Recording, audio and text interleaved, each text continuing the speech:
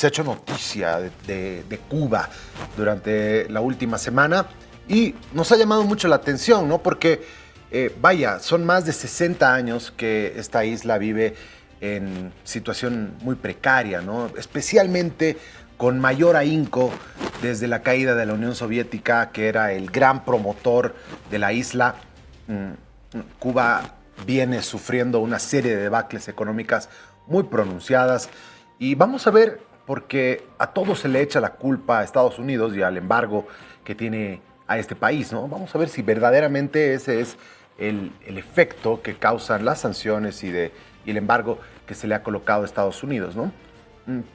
Pero claro, ha vuelto a generar noticia y viene generando noticia Cuba en los últimos años. Primero porque sigue saliéndose la gente, ni bien puede, como pueda, hacia Estados Unidos, ¿no? Sabemos que Miami, por ejemplo, está construida básicamente por cubanos que han decidido salir a raudales de ese país en balsas, nadando, como sea. Y muchos de ellos han llegado, otros han muerto en el camino. Pero lo que han hecho de Miami los cubanos es una metrópoli que hoy genera millones de dólares, ¿no?, a los estadounidenses, y que las generaciones de cubanos que se han reproducido allá, pues están haciendo de Miami lo que es, ¿no? Muchos han salido por el modelo económico planteado ahí y por estas debacles económicas que cada vez se siguen pronunciando y siguen siendo parte del día a día de los cubanos, que es muy complicado, ¿no? Desde la alimentación, desde las raciones que cada vez son menores, el propio Estado ya no puede seguir auspiciándole a todos sus ciudadanos y viven en condiciones realmente muy difíciles los cubanos, ¿no? Si alguno de ustedes ha podido ver algún video por ahí de esos que aparecen en internet, o específicamente haber visitado la isla, ¿no? Y ustedes han podido ver La Habana, pues van a ver que es como una ciudad que se ha quedado, ¿no?, un poco en los años 80. Los vehículos, en gran parte, que se ven ahí son vehículos antiguos. Es un lugar complicado. Ahora, de que la mortalidad infantil es cero, de que los servicios médicos son muy buenos en algunos casos, no en todos, por si acaso. Las medicinas no son tan fáciles de conseguir, pero el servicio, digamos, hospitalario, en algunos casos, funciona muy bien. Pero hablamos de otras situaciones, como la energía, por ejemplo, que está completamente subsidiada, obviamente, y que los cubanos no tienen que pagar mucho, pero que es ya un armatroste, lo vamos a poner en esos términos, que está ya completamente desgastado, ¿no? No se han hecho las inversiones suficientes, tampoco hay el dinero para hacerlo, y venía enfrentando constantemente, hace varios años ya, apagones, ¿no? Imagínense, un día usted está así de un día para otro, no es que esté lloviendo ni nada, y de repente empiezan los apagones y pues hay que esperar unas horas hasta que se restablezca el servicio. Pero el apagón que hubo este 18 de octubre, desde el viernes, ha sido el más pronunciado, ¿no? Ha sido el que ha dejado prácticamente a toda su población. Hablamos de unos 10 millones de cubanos que se han quedado sin electricidad a consecuencia, ¿no? Muchos otros problemas derivados de la falta de energía. El apagón total del viernes pasado se produce después de que la central eléctrica Antonio Guiteras, en Matanzas, la más grande de la isla, se quedara fuera de servicio alrededor de las 11 de la mañana. La falla en la planta hizo que todo el sistema de la isla colapsara. El presidente Miguel Díaz-Canel culpaba obviamente al embargo económico que desde hace décadas Estados Unidos le impuso a la economía de la isla, argumentando que impide la llegada a Cuba de suministros y piezas de repuesto necesarios. Mientras los cubanos esperaban que se normalizara la situación, veían cómo sus alimentos en las neveras empezaban a podrirse. Sin electricidad tampoco funcionaban las hornillas eléctricas, así que algunas familias estuvieron cocinando con leña. Se añade a esta incomodidad de estar en la penumbra el que en buena parte de las casas el suministro de agua depende de las bombas eléctricas, así que tampoco había cómo limpiar los utensilios, asearse o el baño, ¿no? Una situación que cada vez es más crítica, con escuelas, negocios cerrados, temores por el funcionamiento continuo de los hospitales y la crisis, generando protestas en las redes sociales, en la calle, cacerolazos y demás. Más allá del embargo y del aumento de la demanda energética, el gobierno cubano reveló el principal motivo de las fallas: la escasez de combustible, el factor más importante. Así lo comunicaba el primer ministro Manuel Marrero en un mensaje televisado. El presidente de la Unión Eléctrica Nacional, Alfredo López, también reconoció que la isla enfrenta una situación energética difícil, principalmente debido a la escasez.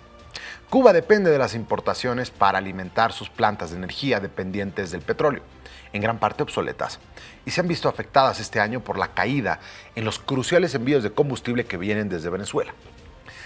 Miguel Díaz-Canel apareció el domingo por la noche en Televisión Nacional vestido con un uniforme militar verde, alentando a los cubanos a expresar sus quejas sobre la situación con disciplina y civilidad. No vamos a aceptar ni permitir que nadie actúe con vandalismo y mucho menos altere la tranquilidad de nuestro pueblo, afirmaba el presidente, a quien pocas veces se lo ve con el uniforme. El lunes en la tarde, las autoridades de la isla informaron que el servicio de energía eléctrica había alcanzado la cifra del 37% en todo el país y la capital, ya avanzada la tarde, más del 90% de los clientes contaba con servicio. Eso lo informaba el sitio web de noticias Granma. Aquí unos cuadros informativos. Cuando Cuba perdió a su principal socio comercial con la caída de la Unión Soviética, los cubanos entraron a los años 90 no solo con poca comida, sino con innumerables cortes diarios de luz que, entre otras cosas, desataron la protesta conocida como el Maleconazo y el éxodo de los balseros hacia el sur de Florida en el año 94. En los 2000, con Venezuela enviando a gran parte del petróleo que el país necesitaba, parecía que no se iba a volver a los peores días. Pero en mayo del 2004 se produjo como ahora un fallo de la termoeléctrica Antonio Guiteras y el sistema electroenergético nacional se vio seriamente afectado. En 2019 la situación en la isla se agravó con la falta de comida, medicamentos y transporte, una crisis que dura hasta hoy. El gobierno nombró el periodo situación coyuntural, volvieron las horas de apagones en la isla, luego llegó la pandemia que sumó caos a la economía de la isla. Las 8 plantas termoeléctricas cubanas tienen casi 40 años de explotación y esas plantas requieren un alto nivel de mantenimiento operacional y mantenimiento capital. Bien, para analizar un poco la situación económica de Cuba, ¿no? Siempre es motivo de análisis porque es uno de los pocos países que se niega a cambiar de modelo. Es un modelo unipartidista, un solo partido domina todo y vemos cada vez más miseria, ¿no?, entre los cubanos, y es en muchos casos doloroso, y que se mantenga todavía tantos años muestra una estructura de poder, una estructura de control que impide que cualquier tipo de manifestación, como ya lo vemos a Miguel Díaz-Canel vestido de militar, que saben cómo va a ser la respuesta, ¿no? Cuando hubo hace poco unas protestas, hace un par de años, ha habido la persecución, la tortura y cosa que este tipo de regímenes están acostumbrados a hacer cuando existen desorden público. Bueno, vamos a entrevistar para analizar el tema Álvaro del Pozo, analista internacional. Álvaro, buenas tardes. ¿Cómo ves tú la situación de Cuba? ¿Son verdaderamente las complicaciones económicas derivadas exclusivamente por el embargo económico que le sostiene Estados Unidos? Muy buenas tardes, Jorge Luis. Como siempre, un placer tratar estos temas de tanta importancia para la región. Por supuesto que no. El embargo es una medida, por supuesto, unilateral de los Estados Unidos que de alguna manera ha perjudicado en cierto grado a Cuba, pero no podríamos decir o levantar las banderas que a partir del embargo Cuba no puede salir económicamente. Es un modelo que ya ha caducado, es un modelo, dependiendo si las fechas ponemos del 59 o del 53, donde empiezan las revueltas de la Revolución Cubana, que ha cumplido un ciclo y que no ha sabido regenerarse, no ha sabido reinventarse, como lo han hecho la mayoría de todas las otras revoluciones socialistas que se han dado en el mundo, principalmente la rusa y la china. Todas estas han llegado a un momento de crisis económica profunda, de niveles de pobreza extremos, y han tenido que estar o han tenido que tomar decisiones políticas con la caída del muro, con la década de los 80, el fin o la crisis de la China de Mao. Por lo tanto, han sabido renovarse, reinventarse y por lo menos económicamente han sabido solventar. La China es la segunda potencia económica hoy del mundo y no ha sido gracias justamente al socialismo. Por lo tanto, creo que el mayor problema de la economía cubana y del sistema cubano es justamente esa incapacidad para poder abrir sus puertas, abrir su economía, abrirse a una democracia mucho más efectiva, dejar el autoritarismo. Las respuestas a estas crisis que tú muy bien has descrito, no solo energética, alimentaria, de medicamentos, es decir, es una crisis integral. Y las respuestas que escuchamos es patria, revolución y socialismo.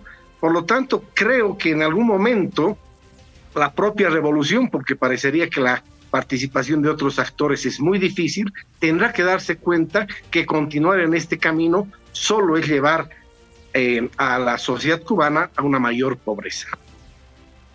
Bien, ahora hablemos un poco acerca de los cambios que tiene que hacer, ¿no? Es decir, ¿qué es lo que tendría que suceder en la isla para que puedan ver la luz de un proceso?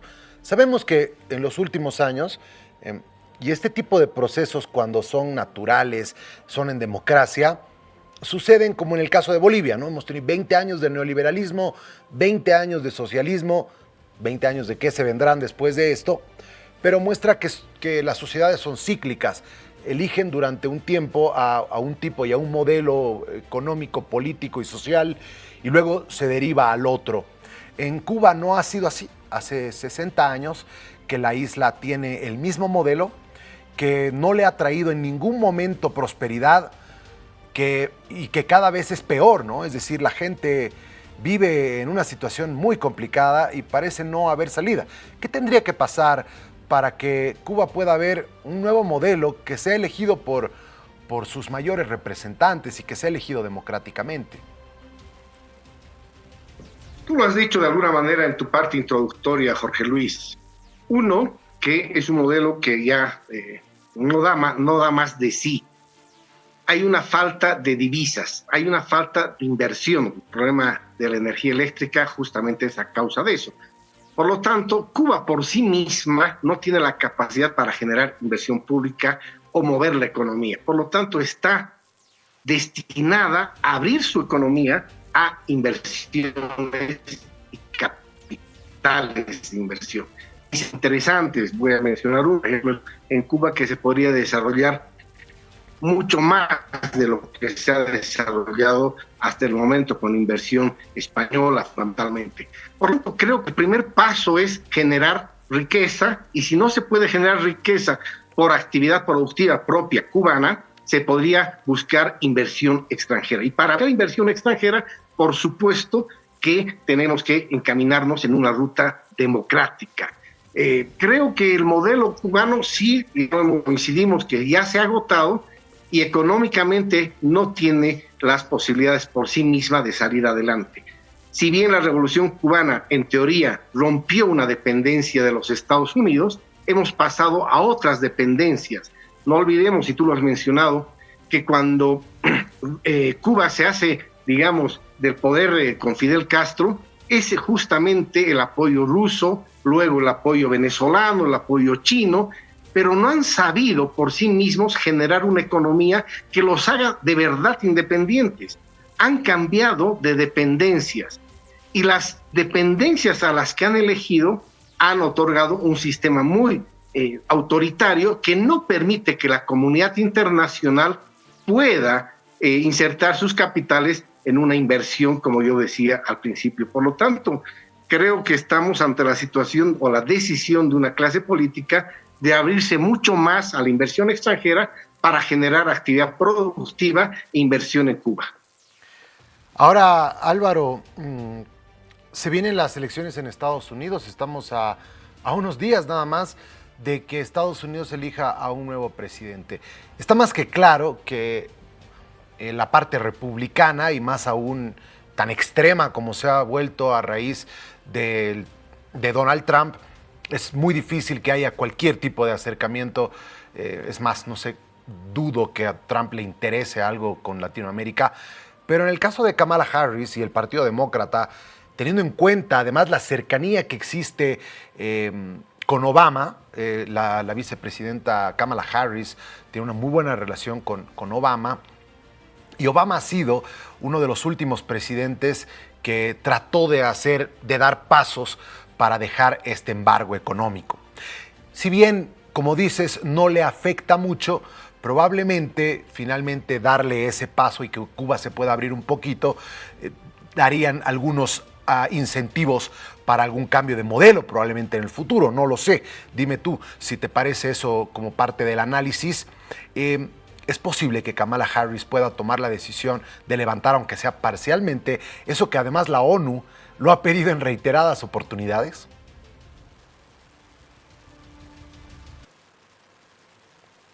Por supuesto, creo que la variable de Estados Unidos es importante en la realidad cubana.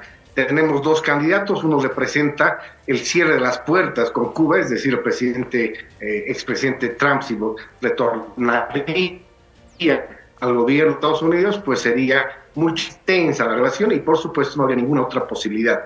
Pero sí, Kamala puede ser la que pueda continuar la labor de Obama, quien restableció las relaciones diplomáticas, y por supuesto que Obama tenía una visión mucho más de Estado, mucho más integral del problema. Había un reconocimiento que el embargo no ha logrado más democracia en Cuba, no había logrado lo que esperaba Estados Unidos a partir del embargo, por lo tanto era un punto de inflexión que proponía Obama para mejorar estas relaciones y tratar de darle a Cuba, no por el embargo, sino por otro tipo de influencias, un camino hacia la democracia y un camino hacia perspectivas económicas mucho mejores. Por lo tanto, lo mejor que le podría pasar al régimen de Cuba es que Kamala pueda ser la nueva presidenta y Kamala tome o retome las banderas que el presidente Obama en su mandato inició con la relación cubana. Y dime esto que te digo igual en el análisis, el hecho que se levante ya sea completamente o parcialmente el embargo económico, esta inyección económica que recibiría Cuba a raíz de empresas estadounidenses que puedan invertir en Cuba, ¿le daría alguna posibilidad de un giro a su política o se quedaría tal cual? Absolutamente. Yo creo que una inyección de capitales, sean estos americanos o sean de algunas otras democracias occidentales, pueden ser, para mí, gran parte de la solución. Ojalá podamos ver que la presidenta Kamala asuma el gobierno de los Estados Unidos y pueda extender o reconstruir este puente que había iniciado el presidente Obama. Creo que es importante la inyección de capitales en Cuba. Hay potencialidades en Cuba productivas, por lo tanto creo que lo que se requiere es inversión extranjera y una administración de no economía planificada, porque ha fracasado la economía planificada socialista. Tenemos que ver una economía mucho más abierta, mucho más, de relaciones comerciales con otros países que no comulguen ideológicamente con el régimen cubano. Por lo tanto, creo que la inversión americana podría ser fundamental en Cuba. Álvaro, ha sido un placer. Muchísimas gracias por brindarnos tu análisis en este tema. Jorge Luis, yo el agradecido, pues y nada, un resto de jornada para ti bendecido y para toda tu gente. Gracias, muy amable. Bueno, ahí estaba Álvaro del Pozo, analista internacional. Sí, señores. Creo que ya es hora de dejar ese embargo, ¿no? Es algo que lo pide el mundo. En reiteradas oportunidades la ONU ha votado de manera casi unánime. 2 o 3 países se han opuesto y unos cuantos se han abstenido para no enojar a Estados Unidos, ¿no? Pero está claro que el mundo en este momento le pide a gritos a Estados Unidos, más aún con el momento, con ver esa crisis, con ver ese país que en el statu quo en el que se encuentra no va a ir a ningún lado, solamente va a empeorar. Y saben que la gente no lo puede cambiar, nadie lo puede cambiar. deberían levantar de una vez ese embargo y permitir a Cuba que reciba unos capitales y que se dé la oportunidad de sentirse con un poquito más de holgura y quizás, solamente así, quizás pueda haber un pequeño cambio en su modelo político que es tan cerrado, tan autoritario, tan dictatorial.